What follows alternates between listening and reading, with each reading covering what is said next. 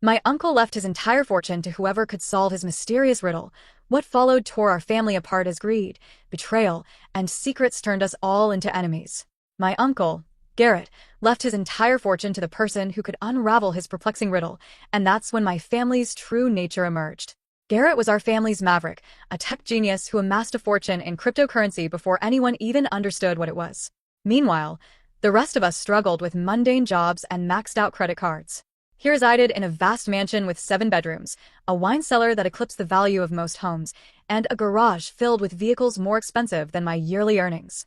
When he unexpectedly passed away at 52 from a heart attack, we all secretly expected his wealth to be donated to a random charity, his final act of defiance against the family who had treated him like an outcast for years. Instead, his lawyer summoned us all to his office to read the most bizarre will any of us had ever encountered. To my avaricious relatives, who only contacted me when they needed cash or wanted to complain about their pathetic lives, the will began. I'm offering you a single opportunity to prove you are more than the sum of your shortcomings. Solve my enigma and claim everything I've built. Fail, and it all goes up in a magnificent blaze while you watch from the street. The riddle was professionally printed on high-end stationery, sealed in personalized envelopes for each family member. Where shadows dance but cast no light, where silence screams throughout the night, where memory lives but time stands still, find the key to my last will.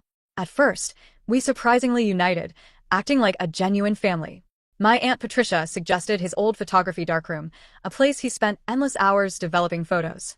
My cousin Dylan believed it was a study, where he'd sit in darkness for hours typing on his computer. My mom was convinced it was the basement wine cellar, filled with bottles worth thousands. My brother Finn thought the answer lay in the attic, where old furniture gathered dust under white sheets. For 3 weeks, we systematically dismantled his mansion like a frenzy of wild animals. We moved furniture that hadn't been touched in years, checked behind every expensive painting for hidden compartments, and pulled up Persian rugs, prying at floorboards until our fingers were raw. We scoured crawl spaces, inspected every book in his library for hollowed-out sections, and even had his pool drained to check for hidden spots underwater. We found nothing. Not a single clue.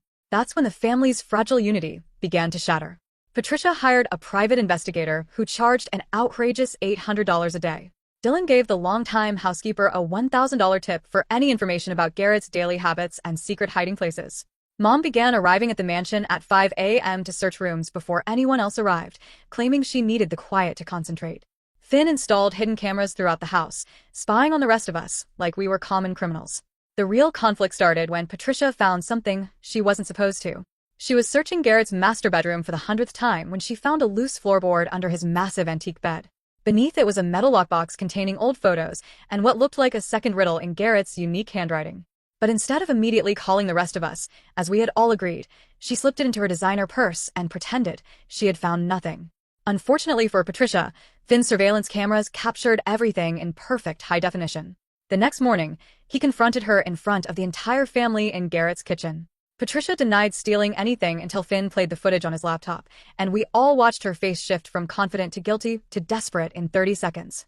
"Give it back right now," Mom demanded, her voice trembling with barely contained fury. "I found it fair and square," Patricia retorted. "Possession is 9/10 of the law." That's when Dylan completely lost his composure and grabbed her designer purse, spilling everything onto the marble kitchen floor. The metal box burst open with a sound like breaking bones, scattering photographs and papers everywhere. There were old Polaroids of places I didn't recognize, a tarnished key that seemed to belong to something important, and a handwritten note that made my blood run cold. "Only one of you genuinely deserves this fortune. The rest of you deserve what's coming to you." The note wasn't signed, but I recognized Garrett's handwriting instantly. The same careful script we'd seen on birthday cards that always came with crisp $100 bills, his way of buying our temporary affection without investing time in real relationships. The scattered photographs depicted places from our shared childhood that I hadn't thought about in years. The old family lake house where we spent summers before Grandpa died and left it to decay, Garrett's first dingy apartment above the pizza shop where he lived while teaching himself computer programming, and the rundown carnival where he'd worked summers during high school, operating the Tilda-Whirl for drunk teenagers and saving every cent for college. But one specific photograph made Patricia gasp so loudly that we all turned to stare at her. It showed the abandoned warehouse on the outskirts of town where our grandfather used to take us to play elaborate games of hide-and-seek. "He wouldn't," she whispered, her voice barely audible. "Wouldn't what?" Finn demanded, grabbing the photo from her trembling hands. Patricia looked like she had seen a ghost. Grandpa used to tell us horror stories in that warehouse during thunderstorms. Garrett was absolutely terrified of the place after what happened there. He swore on our mother's grave that he would never set foot in that building again. Dylan picked up the tarnished key from the floor, turning it over in his calloused hands and examining the scratches on its surface. This isn't for any safety deposit box I've ever seen. Look at these wear marks. This key has been used recently and often. The warehouse was exactly 43 minutes outside town, according to my GPS, sitting on 15 acres of worthless swampland that had been in our family for 3 generations. We were all crammed into Finn's oversized SUV like we were kids again, but the tension was so thick I could barely breathe. Nobody spoke during the entire drive, except to give directions, but I saw Mom constantly checking her phone, probably texting her latest boyfriend Randy about the potential inheritance and what it would mean for their upcoming wedding. When we finally arrived, the warehouse looked exactly like I remembered it from childhood visits. Rusted metal siding that had turned orange-brown from decades of weather, broken windows that were never repaired, and that distinct smell of decay and stagnant water that clung to everything within a quarter-mile radius. The only difference was the heavy-duty padlock on the front door, which looked expensive and recently installed. Dylan's key fit the lock perfectly, turning with a satisfying click that echoed across the empty parking lot. Inside, our flashlights revealed something that should have been impossible. The warehouse had been completely renovated from top to bottom. The concrete floors were spotless and painted a clean white. The walls had been insulated and covered with fresh drywall, and professional lighting fixtures hung from the exposed ceiling beams. In the exact center of the cavernous space sat an antique wooden table with 5 chairs arranged in a perfect circle. On each chair was a manila envelope with our names written in Garrett's careful handwriting. "This is completely insane," Finn muttered under his breath, but he was already walking toward his designated chair as if he were hypnotized. My envelope contained another riddle, but this one felt different, more personal and threatening. "Before you stands your final test. One truth will put your greed to rest. Choose wisely what you value most, or join me as a warning ghost."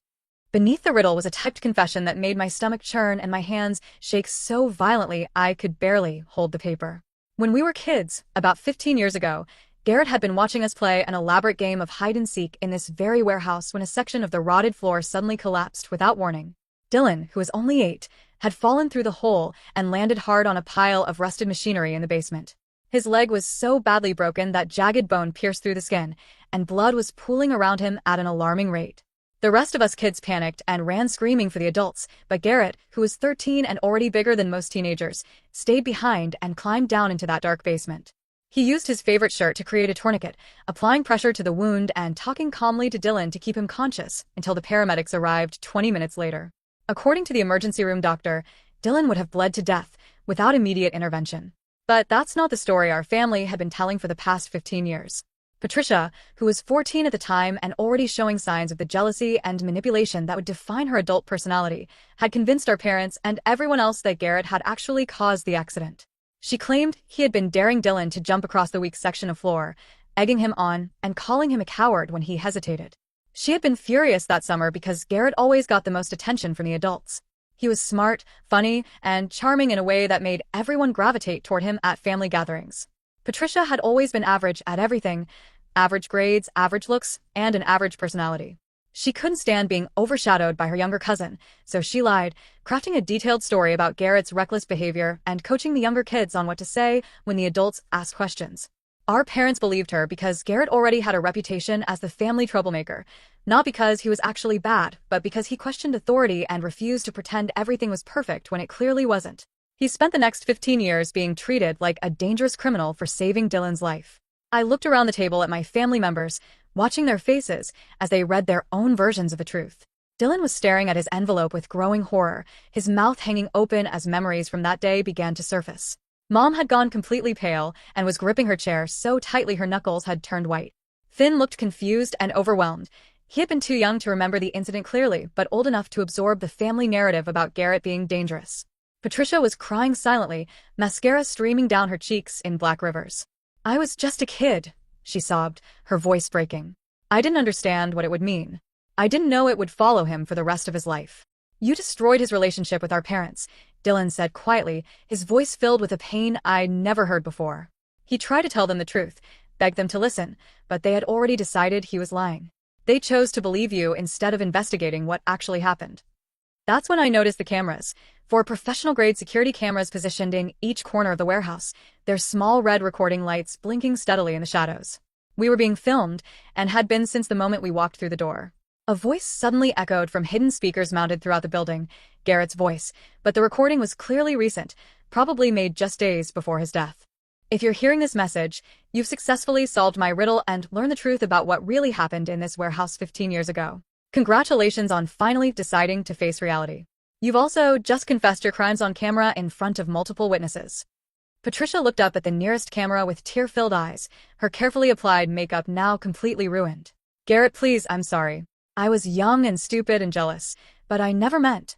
Patricia, the recording continued, and I could hear the cold fury in my uncle's voice, even through the speakers. You stole 15 years of family relationships from me with your lie. You cost me my parents' trust, my siblings' love, and any chance of having a normal relationship with the people who should have mattered most. That betrayal is worth exactly $15 million. Multiple screens mounted on the walls suddenly lit up, displaying legal documents in Garrett's distinctive filing system. Patricia's name appeared as the sole beneficiary of his primary estate, but there were conditions listed in small print that made her face go even paler. The money comes with strings attached, dear cousin. You have exactly 1 year to publicly confess your lie to every person you told it to, starting with our parents' graves. You'll establish a foundation for falsely accused children, and you'll spend the rest of your life trying to undo the damage you caused. Fail to meet any of these conditions, and the money goes to charity while your confession video gets uploaded to every social media platform on Earth. Finn jumped up so violently that his chair toppled backward and crashed to the floor. This is completely unfair. Patricia lied. Not the rest of us. Why should we be punished for something she did? But you never questioned it, did you? The recording replied, as if Garrett had anticipated this exact reaction and prepared a response. 17 years have passed, and none of you ever bothered to ask Dylan what he actually remembered from that day. You just accepted that your brother was a monster because it was easier than admitting you might have been wrong. Dylan's envelope contained entirely different documents, a trust fund worth $2 million, but also a letter that made him break down sobbing. Dylan. Garrett's voice became softer, filled with the warmth I remembered from our childhood. I'm sorry I never had the courage to tell you the truth while I was alive. You deserve to know that someone fought for you that day. You deserve to know that you were worth saving, and that I never regretted staying behind to help you. I hope this money can buy you some of the therapy our family should have provided years ago. Mom's envelope was nearly empty, except for a single devastating sentence written on expensive letterhead.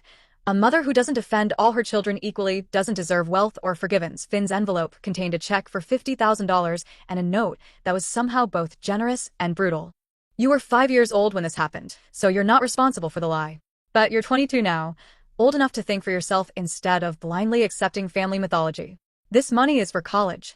Learn to question everything, especially stories that make one person a hero and another person a villain. My envelope held the biggest shock of all.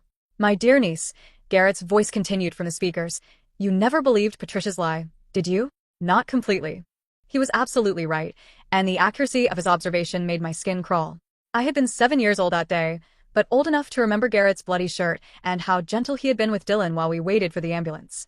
I had also been old enough to notice the inconsistencies in Patricia's story when she told it to the adults later. I watched you struggle with that secret for years during family gatherings. I saw how it gnawed at you, especially during holiday dinners when someone would inevitably bring up the warehouse incident and paint me as the villain. You tried to tell your mother the truth once when you were 12, but she shushed you and told you not to contradict Patricia. My envelope contained legal documents making me the executor of a separate trust fund, $3 million designated specifically for truth-tellers who find their courage too late but still choose to do the right thing. The cameras recording this conversation will automatically upload the footage to every family member's social media accounts in exactly 1 hour, Garrett's voice announced with mechanical precision. The video will be tagged with everyone's real names and employers unless someone takes full responsibility for what really happened that day. Your confessions will become public knowledge. Patricia looked around the table desperately, her eyes wild with panic. I'll tell everyone the truth. I'll post on Facebook. I'll call everyone we know. I'll fix this somehow. 17 years too late, Dylan said quietly, but there was something like forgiveness in his voice. That's when Mom surprised us all by doing something I had never seen her do in my entire life. She took responsibility for her own failures. No, she said, standing up slowly and walking to the center of the room. I need to take responsibility too. She positioned herself directly in front of the largest camera and looked straight into the lens with more dignity than I had ever seen her possess. My name is Rebecca Thorne, and I failed my son in the worst possible way. When Patricia told us that Garrett caused Dylan's accident, I should have investigated further. I should have asked more questions. I should have listened to Garrett's side of the story with an open mind instead of immediately assuming he was lying. Her voice broke, but she continued. Instead, I chose the easy story. I chose to believe that one of my sons was a hero who tried to help and the other was a dangerous troublemaker who couldn't be trusted. I chose convenience over truth, and Garrett paid the price for my failure as a mother for the rest of his short life. The recording stopped abruptly. The cameras shut off with audible clicks. For several long minutes, the warehouse was completely silent, except for the sound of Patricia's muffled sobbing and the distant hum of traffic on the highway. Then Finn started laughing, not the sound of humor, but the kind of bitter, hollow laughter that comes when someone realizes their entire life has been built on lies and false assumptions. So what happens now? He asked, his voice cracking. Do we all just pretend this never happened and go back to our miserable lives? No, Dylan said firmly, standing up with more strength than I'd seen from him in years. Now we do what Garrett actually wanted us to do. We tell the truth, even when it's uncomfortable. We stop protecting people who don't deserve protection. We start being the family he deserved to have. 6 months later, Patricia had used her inheritance to establish the Garrett Thorne Foundation for wrongly accused children, providing legal aid and counseling services for kids who had been blamed for things they didn't do. The foundation's first major case involved a teenage boy who had been expelled from school based on false accusations from a jealous classmate. Patricia saw herself in both the accuser and the accused and fought harder for justice than anyone expected. Dylan donated his entire trust fund to expand the foundation's reach, saying that money couldn't buy back his lost relationship with Garrett, but it might prevent other families from making the same mistakes. He also started therapy and began speaking publicly about the long-term effects of childhood trauma and family scapegoating. Mom used her savings to commission a memorial garden in Garrett's honor at the local hospital where Dylan had been treated. She spent her retirement volunteering there, reading to children in the emergency room and advocating for better communication between medical staff and families during crises. Finn used his college money to study criminal justice and psychology, saying he wanted to help other people who had been falsely accused of crimes or family dysfunction. He wrote his senior thesis on the psychology of family scapegoating and how seemingly small lies can destroy relationships for generations. I kept my inheritance, but not for personal gain. Garrett's final document had been very specific about the conditions. The money came with the responsibility to spend my life telling true stories about families who had learned to do better, to expose the kinds of toxic dynamics that had nearly destroyed our own family. That's why I'm sharing the story with you now, as publicly and honestly as possible. But the story doesn't end there. Last week, exactly 1 year after Garrett's death, I received a certified letter from a law firm in Seattle I'd never heard of. Another uncle I'd never known existed, Garrett's half-brother from our grandfather's first marriage, had died and left specific instructions for his will to be read only if I was present as a witness. The lawyer, a stern woman in her 60s, handed me a sealed envelope with my name written in handwriting that looked eerily similar to Garrett's. Inside was a photograph of Garrett and this mysterious uncle standing together and smiling in front of a building I didn't recognize. On the back, someone had written in careful script, "Some family secrets run deeper than others." The real riddle was never about money. It was about whether your generation would choose truth over comfort when it really mattered. Below that message was an address in Montana and another old-fashioned key, this one made of brass and worn smooth from decades of use. The lawyer explained that this uncle, whose name was Thomas, had been watching our family drama unfold from a distance for years. He had known about Patricia's lie, our parents' failure to investigate, and Garrett's years of isolation and pain. He had also left me an inheritance, but only if I agreed to continue what Garrett had started. Thomas believed that some family traditions are worth breaking, the lawyer said, but others are worth starting. I drove to Montana's the next morning, my car loaded with camping gear and enough supplies for a week. The address led me to a remote property outside Bozeman, surrounded by mountains that stretched endlessly in every direction.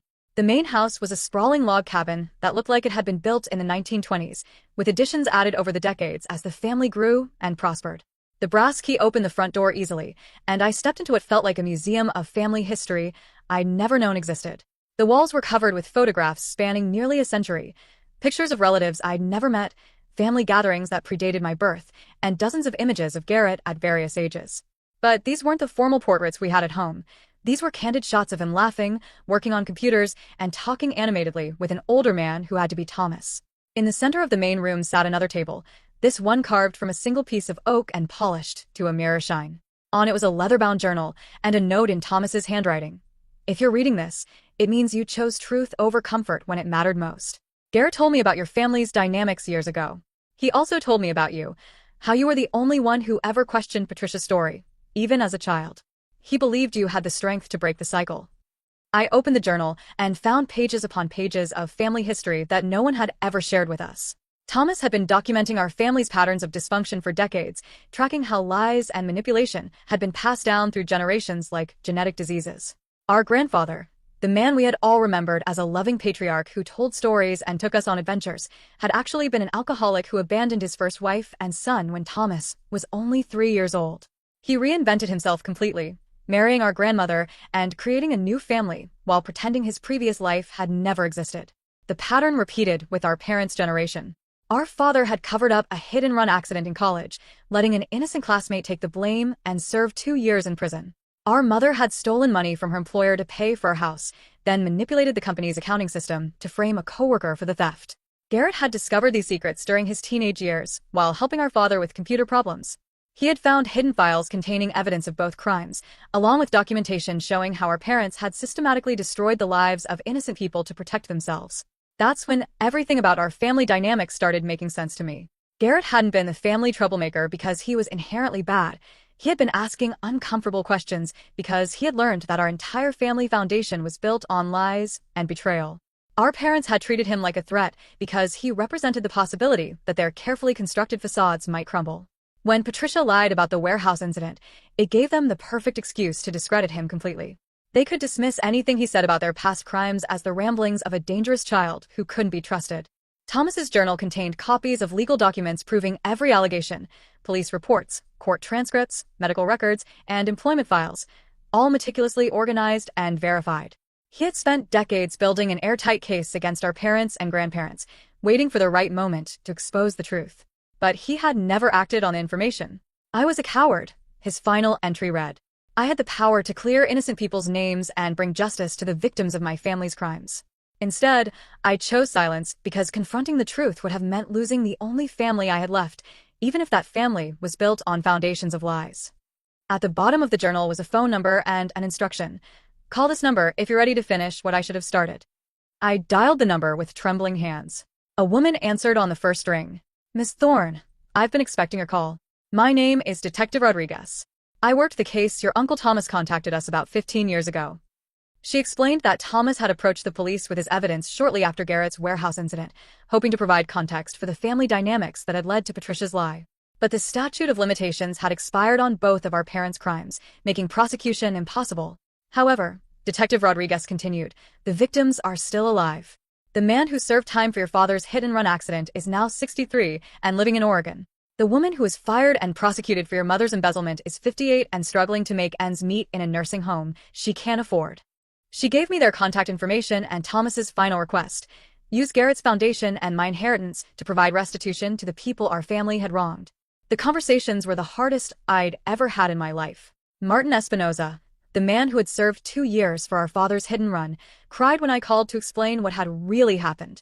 He had lost his scholarship, his fiancée, and his entire future because of a crime he didn't commit. He had spent 40 years carrying the shame of something our father had done. I always wondered why your father was so kind to me after the trial, he said.